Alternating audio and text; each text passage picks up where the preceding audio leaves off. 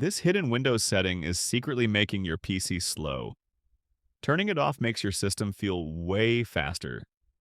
Windows lets apps like Spotify, Teams, and Xbox run in the background 24/7, stealing your RAM and CPU. Here's how to stop it. Open Settings, right installed apps,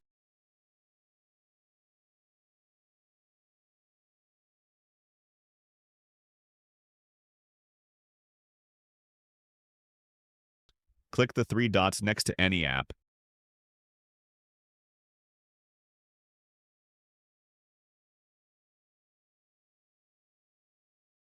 Advanced options, set background app permissions to Never. Now press Ctrl plus Shift plus Escape, go to Startup, and disable everything you don't need at boot. Your PC will boot faster, feel smoother, and stop wasting resources. If this helped, check my channel for more videos like this.